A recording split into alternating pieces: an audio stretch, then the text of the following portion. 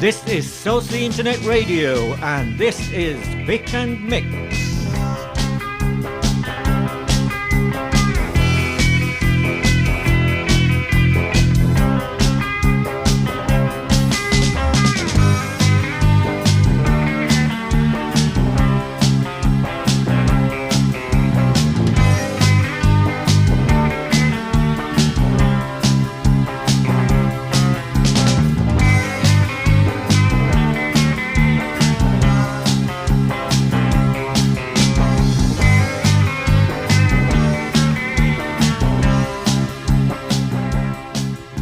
I'm your host Dennis Cowan, and my special guest is Lyle Jenkins, a superb sax player from the 70s and 80s who I first met at Island Records.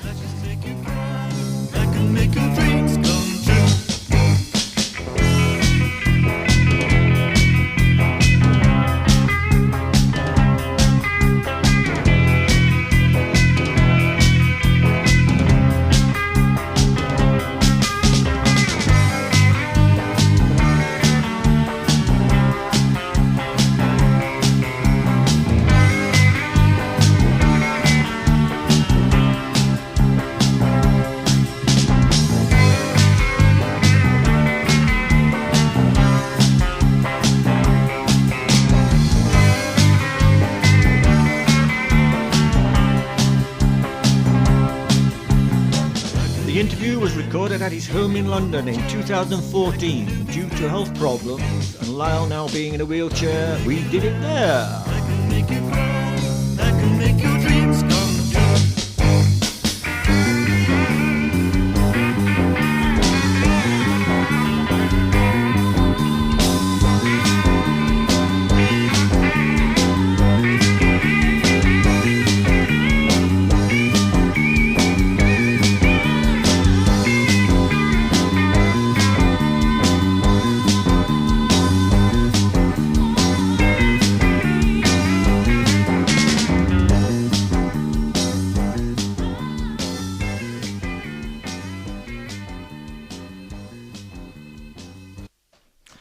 Before I continue with today's show, which is supposed to have been the third show, you're probably aware of that there was going to be one show every month.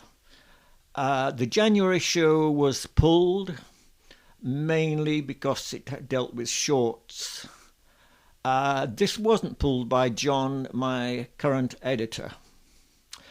Having said that, let's look at today's cast, and we have music from the Altmans, primarily a band based in the USA, who recorded with me in years gone by.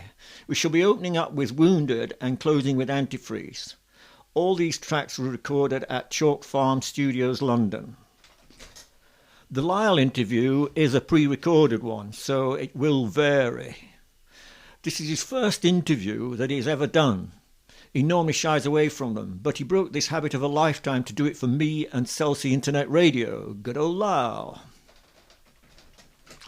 However, before going on to the session, we'll take a little look at Lyle's life in this business.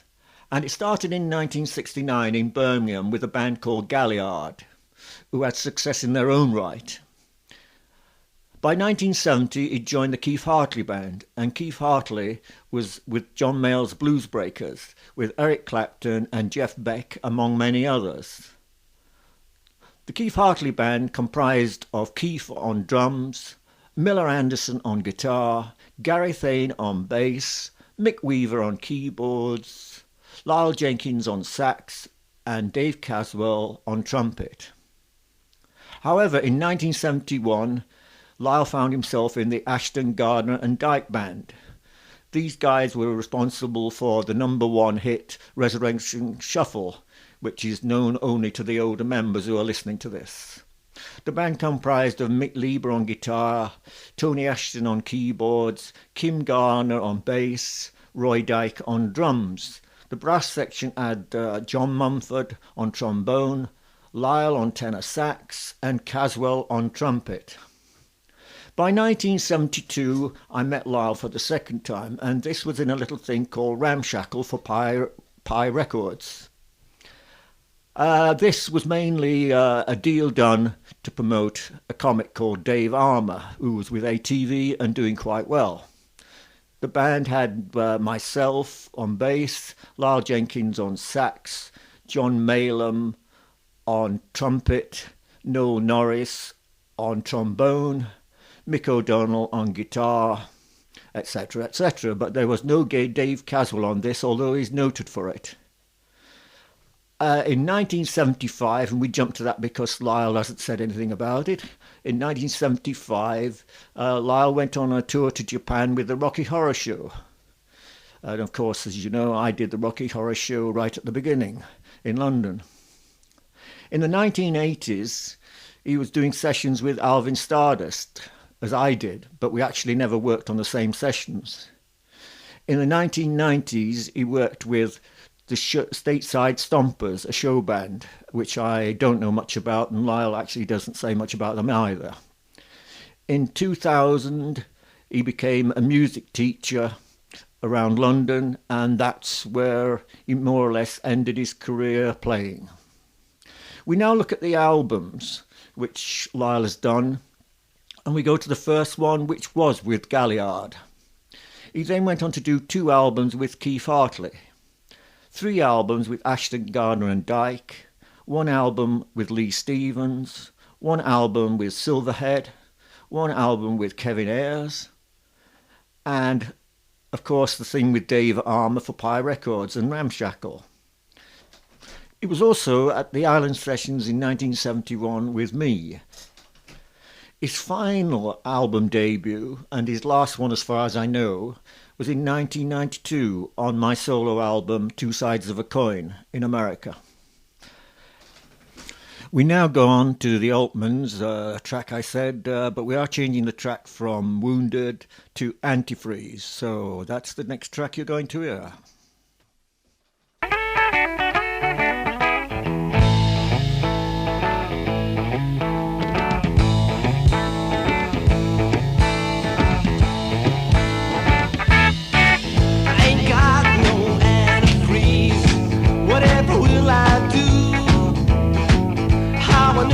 Can I survive?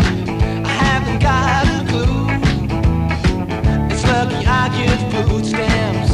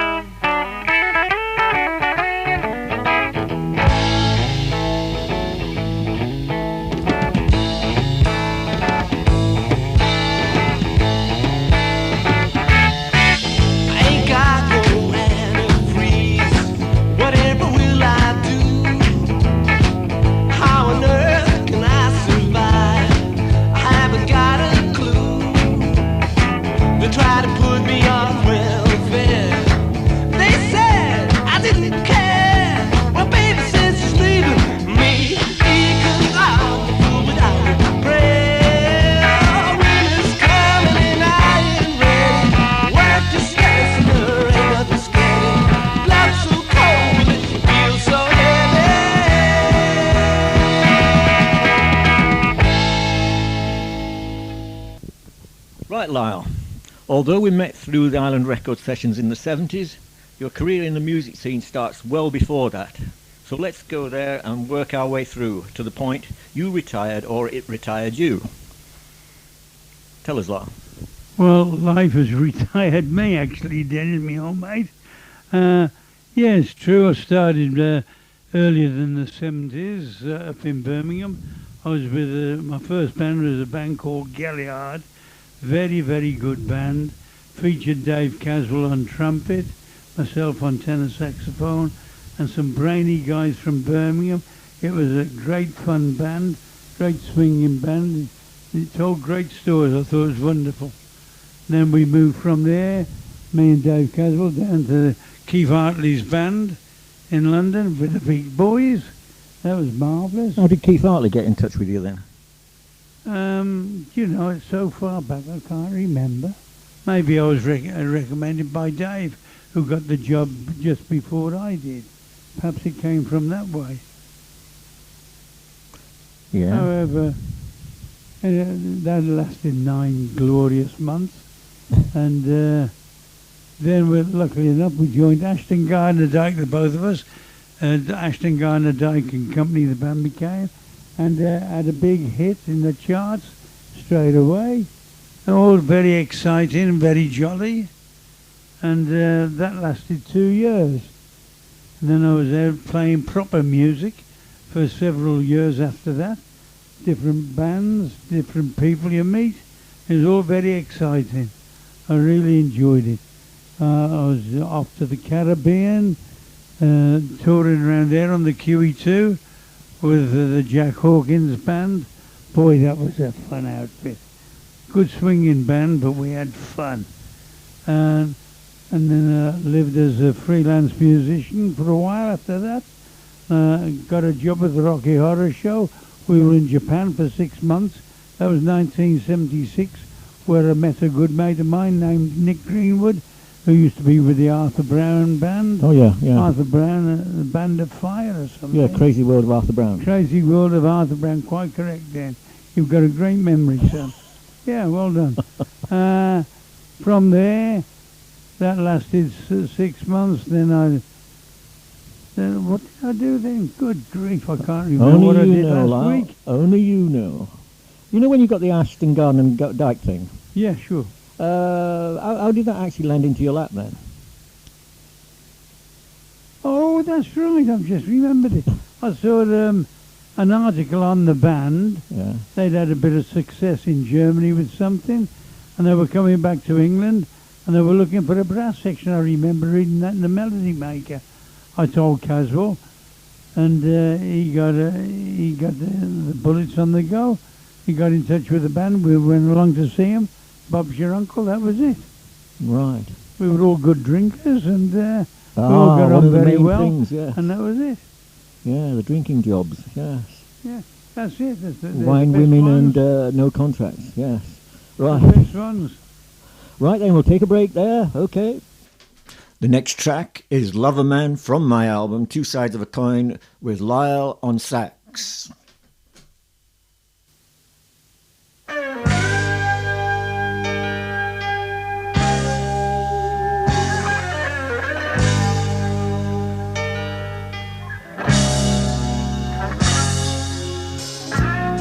Alone in the rain, I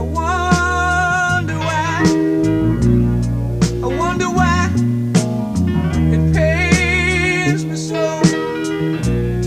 The only one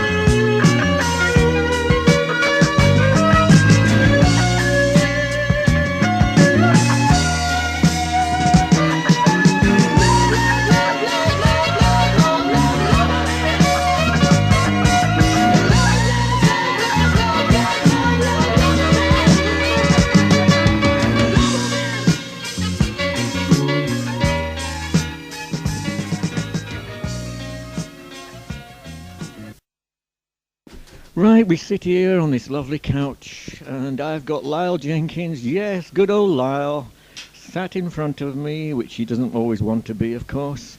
Right, we shall now, Lyle, yes, he's actually smiling. Who are your favourite sax players?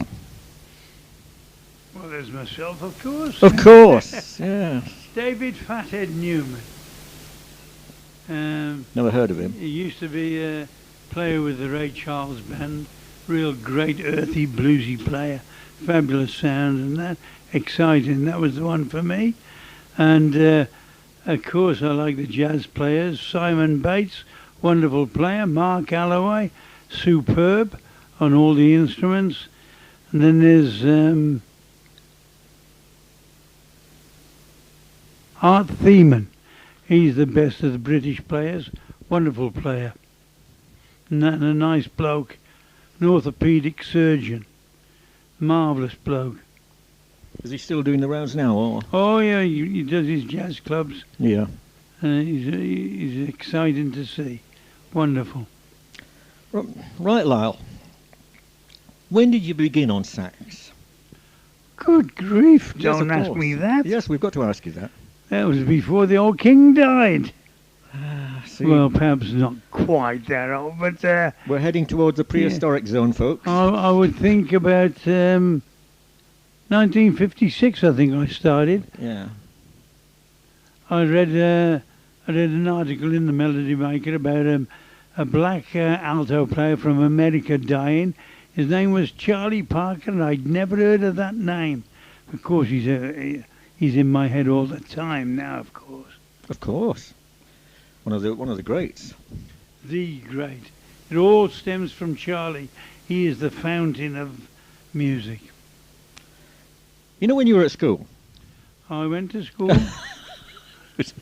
That's It's good, folks. We rumoured. have got somebody who went to school. It's rumoured. So, why the sax, Lyle? Why did you go for brass? Okay, I can answer that question. Yeah, It's yeah. a pathetic answer, Yeah. but it's the truth. I used to go to all these concerts, big band concerts, at Birmingham Town Hall. And one night, we had the Ken McIntosh Orchestra playing. And it was wonderful. This guy out the front with a beautiful, immaculate suit on, a lovely golden saxophone. He was playing one of the corniest tunes ever, offshore, but I completely fell in love with the saxophone then. I was hooked. And everywhere I went, I was looking for saxophones, things like that. That's how it started. Yeah, because Very embarrassing, I know, but that's the truth of it. Yeah, because I mean, the strange thing about a sax is if you blow a C, if you're asked to blow a C on a sax, it's usually E flat, isn't it? Which saxophone you're talking about? That's the thing. They're transposing instruments. Yes. Yeah. Altos are in E flat. You Tenor saxophones are in B flat. Baritone in E Yeah. flat. Yes. You play C on piano, it'll be E flat on yeah. the alto. Yeah. It'll be D on the tenor. E flat on the baritone. Right. Yes. Good. Yes. Nice one, Lyle. Yes, we've gone down the musical side. Now, what would you say to anyone wanting to be in the music biz today? Think about it, boy. It's wonderful, it's exciting, you meet loads of interesting people, but you won't be getting as much money as you thought you would. Sorry. No, don't be sorry. I mean, do you think actually it's kind of like overkill now? Oh, it runs in fashions. At the moment, I think the musical thing is done away with at the moment. Everyone just likes the electronic buzz. My grandson, my own grandson, I was hoping he'd follow in our tracks, but he's turned out to be a rapper. I like the stuff he does, and it's more relevant to today's scene. But that's not real music in my eyes. Right, thank you, Lyle Jenkins. Yes, that's been good. Okay. We now go on to the last number of the Altmans, and this is the Wounded number.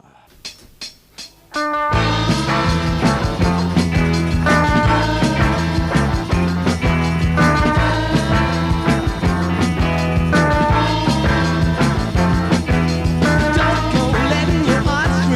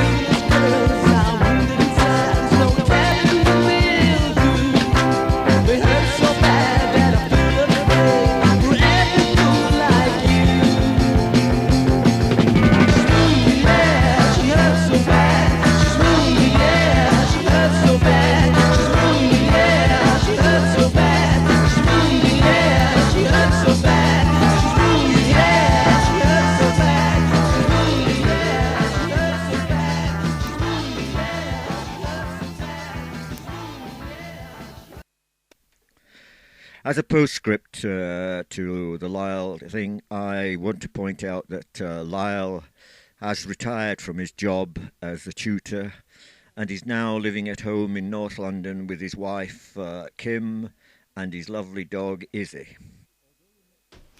I'd like to thank my guests, the Altmans, and Lyle Jenkins for coming in, or rather for me going to him, but he still did some sort of input, so that's good for the show.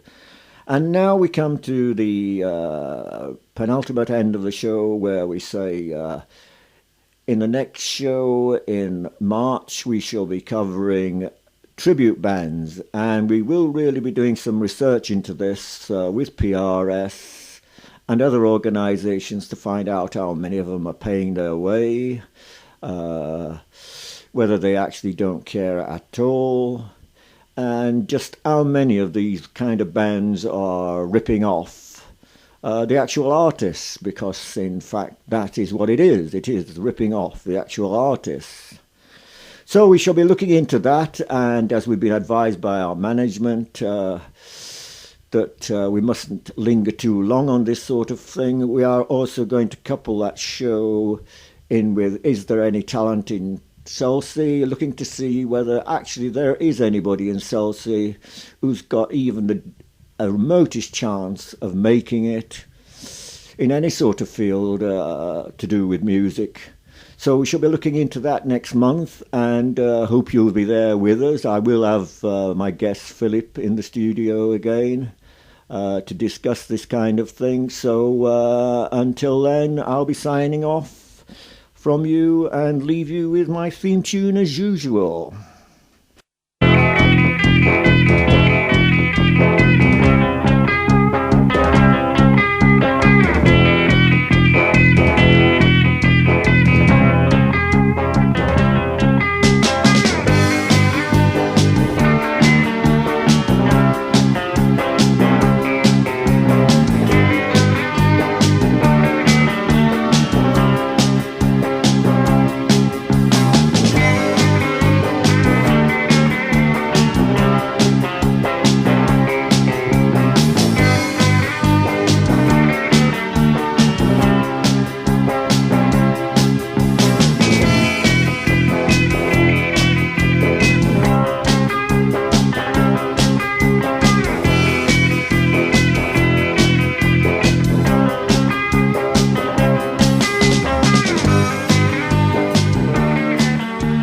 So it's goodbye from Pick and Mix, and join me again in March.